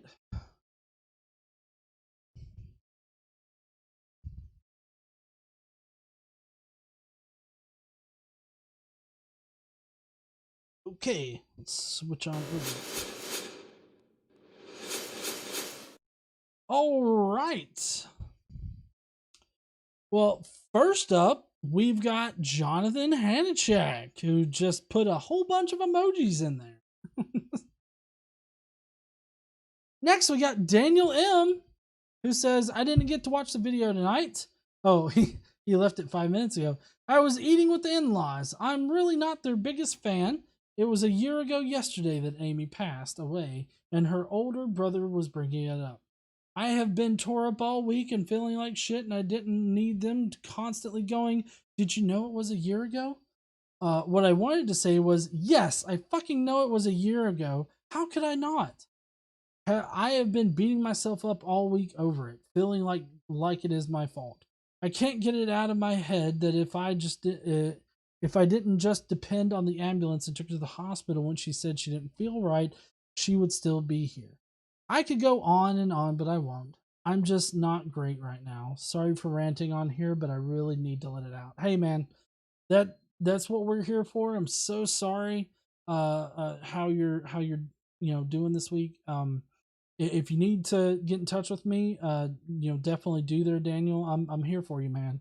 I know it's got to be hard. I can't imagine what you're going through, but I feel for you, okay?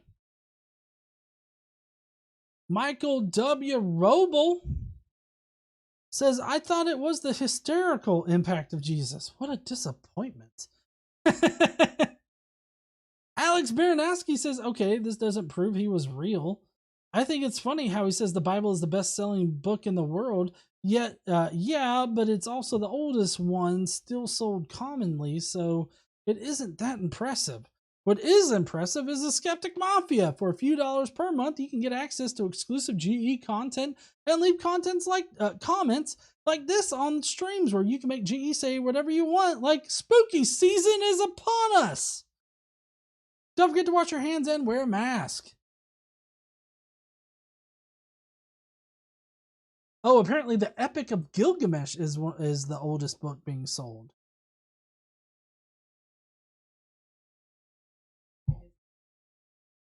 It's the oldest known piece of literature in the world, and it's still commonly sold. Torbjorn Lindberg says, blah, blah, blah. Take a great collection of appeals to emotion, bandwagon, consequence, and others, together with a huge dollop of post hocs and ad hocs, stir slowly over elevator music for 2 millennia, then serve with a platter of extremely hipster named innocuous used car salesman. And of course, we also need a false quote from Einstein as a garnish.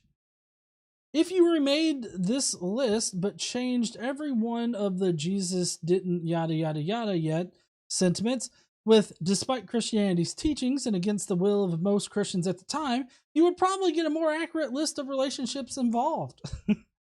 Especially with the slavery and the abolition thing, you definitely have that. Thank you so much there, Torbjorn and Daniel.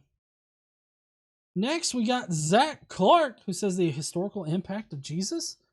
Well, considering he probably didn't exist, I'm going to say that he doesn't have much historical impact. The idea of him maybe, but not Jesus himself. I agree. The idea of Jesus definitely influenced a lot of people, but not in the ways that he's like wanting it to here, I think. Next is I Heart Dogs, who says for those who find good things about Jesus and do stuff in his name, good for them. I find Jesus' life and teachings to be contradictory and often confusing. To each his own, I suppose. Also, there are people in the Eastern traditions who venerate the Buddha. Call me unimpressed. I agree. Jane Pusecker says, after listening to this video, I feel like he made an excellent case for some basic teaching. Jesus like compassion, empathy, and helping and giving others, especially to the sick, poor, and others in need. However, while I feel the Jesus ministry may have inspired great minds and institutions like hospitals and some colleges, he is in no way giving any recognition to the hard work, personal sacrifice with their time and effort that these great people did to make things happen. Spirituality doesn't make things happen. Your actions and hard work make things happen. A person's spiritual beliefs may give a person inner strength and mental strength to help guide them into making things happen. But that's all it's supposed to the rest of us is up to us. This guy is giving Jesus way too much credit and not everything else that went into making things happen. I agree with most of that, Jane. Jesus teaching compassion, empathy, helping others. I mean, I think that you could definitely, cherry pick out of the Bible and get those things, but like I said, I mean, if you're going to attribute those things, which I know that you're not saying that you should attribute them to Jesus, but I hope that you would feel the same way, that if somebody's going to attribute those things solely to Jesus or say that Jesus is the only reason why those things happened, then you also have to take the bad with it as well. So Cadence says, thank you, Jane, for your comment. Cadence says, how many of those people he mentioned were actually Christian? I'm curious if, like today, so many just claim they are Christian to blend in and survive in a time when theocracy was rule. Makes me wonder how many just use the association to get funding or support. It's a good question there. I mean, because atheists haven't always have usually in the past never been accepted, really. So it would be interesting to know what they actually believed.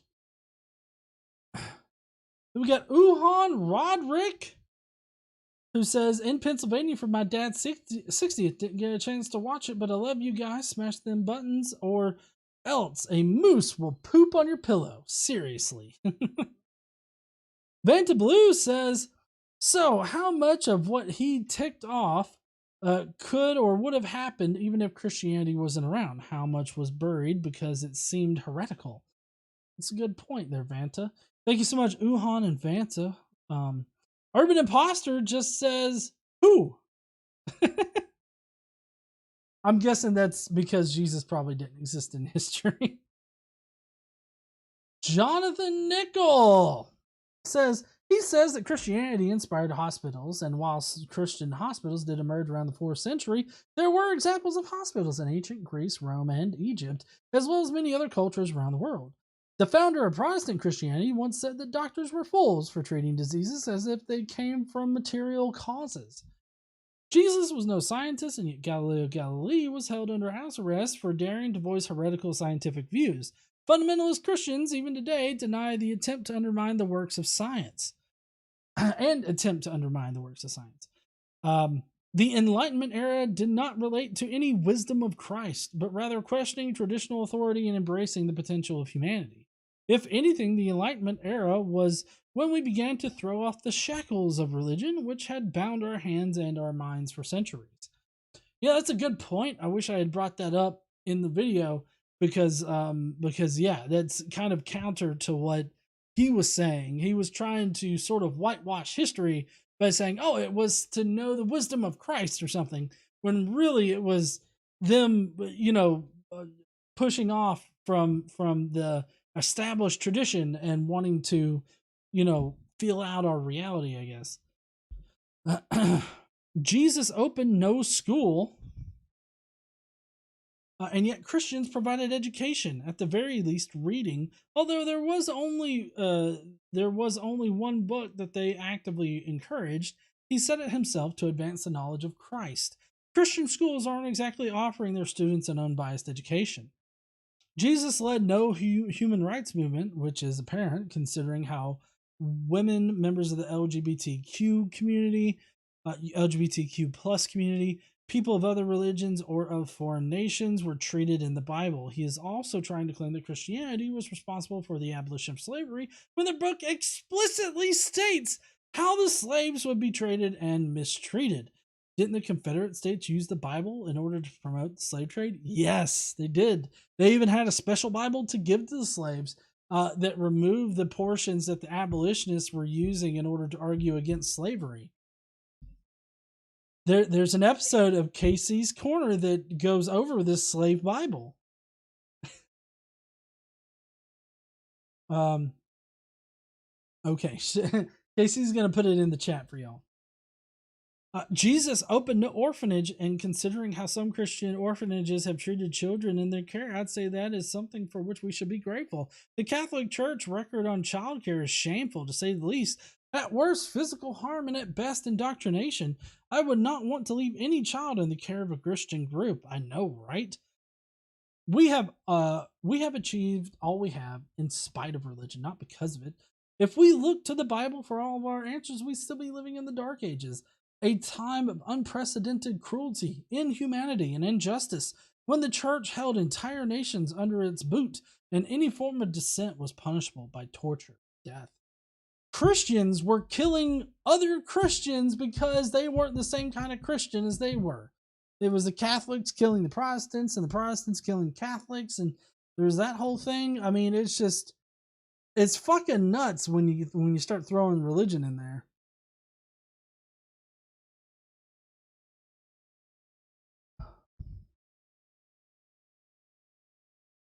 Command Cyborg says, hello, world!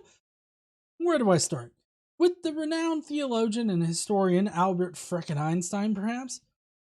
Didn't he get the Nobel Prize in Chemistry and Physics for his groundbreaking proofs in biblical history? No!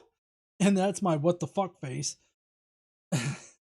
What about the other lot? They're surely all noted for their works in that subject. Galileo, Kepler, good old Abe Lincoln. What the fuck? Sorry, my dude. The grade is a fail well. Smash all the buttons. Play with the whale peen. Insert a free shilling here.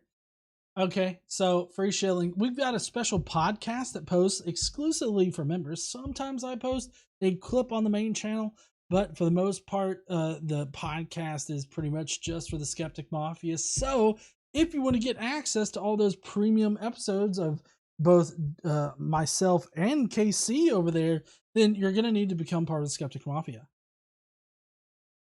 It was so hurtful this time. Maybe because I voted for the other one. Thank you and good night. Transmission terminated. Yes, Christianity has had some historic impact, despite the actuality of their supposed god or gods. We have some evidence that it maybe exists. I guess the historical impact, maybe. I don't know. Anyways, Trickster! Thank you so much, Command Cyborg, for your comment. Trickster says, is he seriously trying to say that there were no hospitals before Christianity? Where did people go way back when they needed their weekly bleeding or dose of mercury? They probably had to dig it up out of the well or something. So, abolitionists were following Jesus, even though Jesus himself said slaves should return and obey their masters. Yeah, exactly. He finishes off by asking how many people have been helped by those who believe in Jesus, but how many other people were greatly harmed by those same people. See, Mother Teresa, that was one person I didn't bring up that I said that I was. Mother Teresa. She did not help anybody, and what it seemed to be her primary reason for doing it was Jesus. Now, obviously, considering my views on this subject, I don't think that it was necessarily the belief in Jesus that did that. I think that she was probably just a shitty person that thought that, people being in pain was a good idea. But hell, I don't know, because she tightly couples her thought process on end-of-life care with the idea that pain brings you closer to Jesus. And it's really hard for me to decouple that, because if Jesus wasn't a factor, then I guess that she could try to point it in some other direction. This idea that suffering as you die is good, but I don't know if it would be as well accepted as it has been, because she's seen as this great person. She's definitely evil, but it's really kind of it's kind of hard for me to decouple Mother Teresa from her faith, considering what she said about the reasons why she does things. Anyways, see Mother Teresa and those who ran the schools in Canada. A lot of those people were harmed by the people with the Jesus belief. Like, subscribe, and share this with friends and family. Want to be in the cool crowd? Be a Skeptic Mafia member and hang out with some real cool people. GE will give you some neat shit. Stand up and use your voice and wash your hands, dirty motherfuckers. They didn't say dirty motherfuckers. Clyde950 says, I don't like how he said pulsate. That was a little uneasy too. He especially focused on the pulsate. See, next we got Gary White, who says, I guess that he is the lost member of Queen, lol, and the reason behind Bohemian Rhapsody. And I don't know if the Bible was the best-selling book of all time, but I know it was the best selling is the Skeptic Mafia. For $5 to $10 you can hear and see morons like this. And what in the blue hell was this moron on? He sure doesn't know what he's talking about. I agree. Jester, Lord of Fools, says that channel name says it all.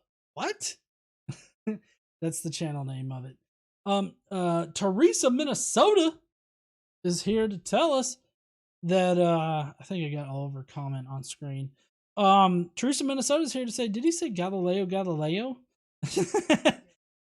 Did he? Because in my head it was Galileo Galilei, which I believe is the correct way to say his name. But apparently he said Galileo. Now I get the Bohemian Rhapsody thing. Did he say Galileo? Who else now has Bohemian Rhapsody now stuck in their head? Galileo Figaro. Yeah. You're welcome, honey. This guy has also never taken a legit philosophy class in his life. There's no other way to explain his pronunciation of Kant. Or Kant. Or crap. I don't know how to pronounce his name. But to be fair, I've never taken a philosophy course either.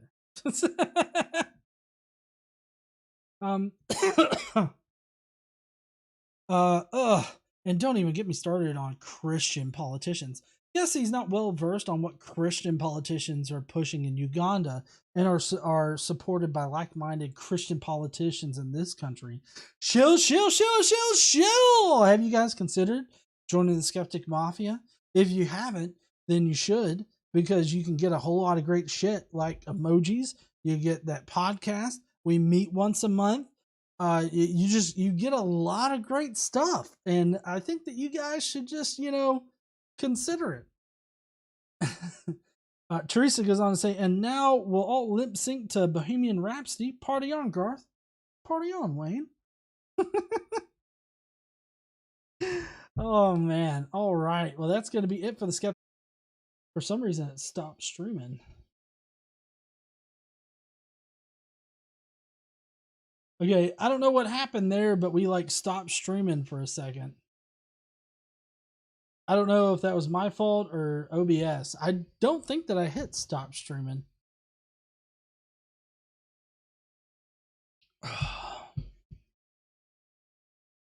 But anyways, so I was reading Stagno de Mort about the TV show Watchmen and the Tulsa Massacre. I think that should be taught in schools. I mean, that should definitely be taught in social studies when they're talking about civil rights.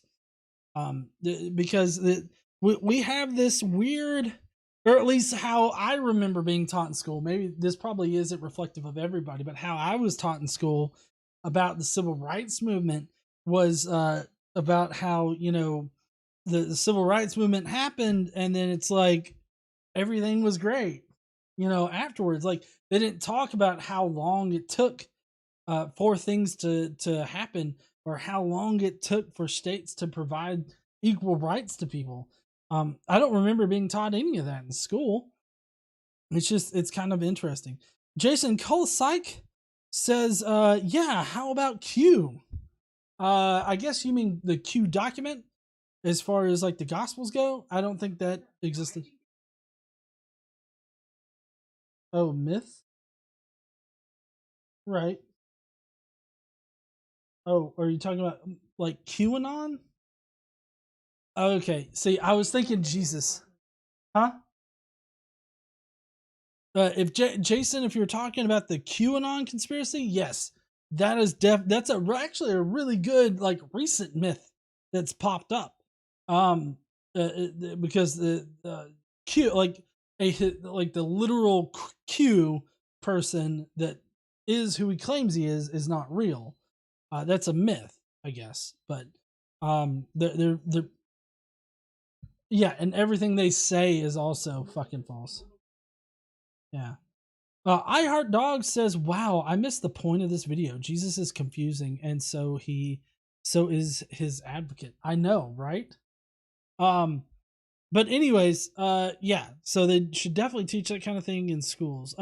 Normally I go through the comments here, and if anybody has anything that they want to ask me real quick right before I end the stream. Drew's book review says it's all Q's fault from Trek. It's always Q's fault. Cadence says my favorite Q is from Star Trek. I Heart Dog says Watchmen is when I found out about the Tulsa Massacre. Yeah, me too. I didn't know about the Tulsa Massacre until I saw it trending on Twitter, that the Watchmen highlighted it, and a lot of people first found out about it when it aired, and I hadn't even seen it. I had seen that the Watchmen had a TV show, but I hadn't watched it yet. So I was just like, fuck, I wonder what that's about.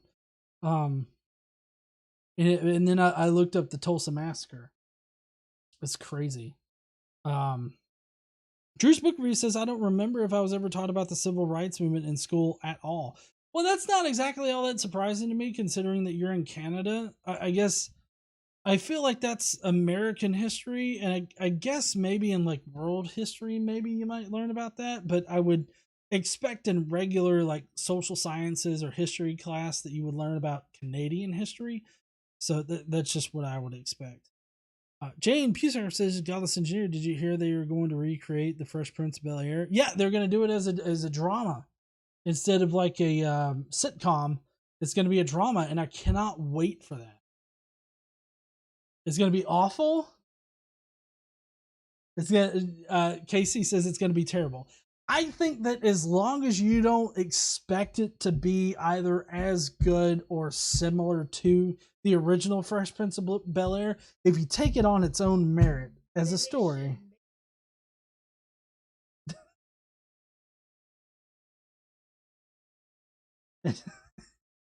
God, Casey's getting the hand going. She's getting animated with the hand. Teresa, Minnesota said, Godless Engineer just posted an infographic on your FB. Oh, okay. I'll have to check that out here in a minute. Syrian says, drama Fresh Prince? Fucking what? Drew said, I do remember a lot of U.S. history, Civil War, etc. was taught alongside Canadian history, but don't recall civil rights specifically. Interesting. Quentin says, well, I fixed the trip wire in my room, fan cord across the room. I soldered an extra cord, so now it can go in an outlet that's not in the pathway. Woohoo! Way to go there, Quentin.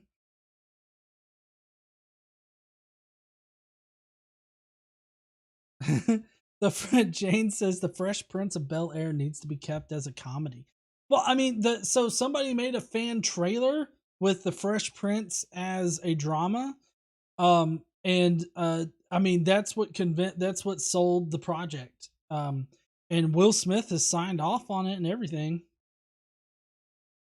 I mean, I'm interested in it. I mean, I think that you could definitely make the transition, you know, from comedy to drama like that. I think that they could do it well. They just need to make a different show.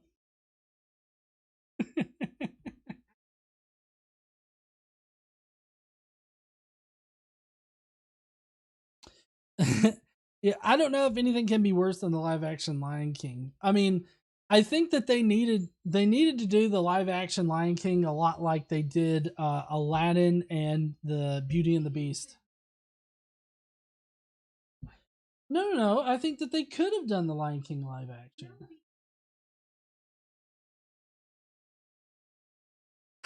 I guess that's where we differ. Like, I don't find talking real animals to be stupid.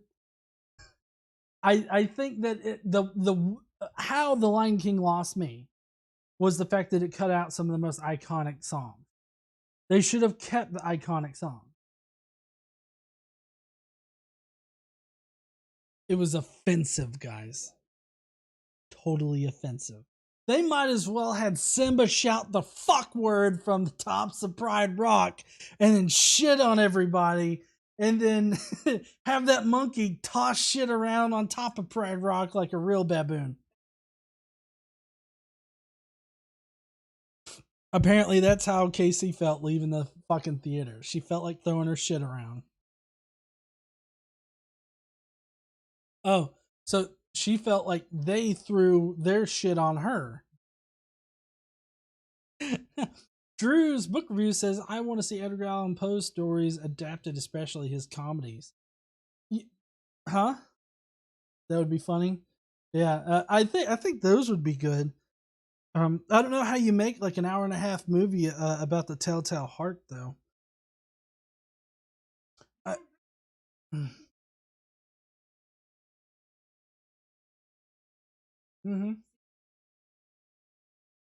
Yeah, you could. Syrian says the only tune I still watch is Bob's Burgers. Hey, I love Rick and Morty. Rick and Morty's actually a good show. I like it.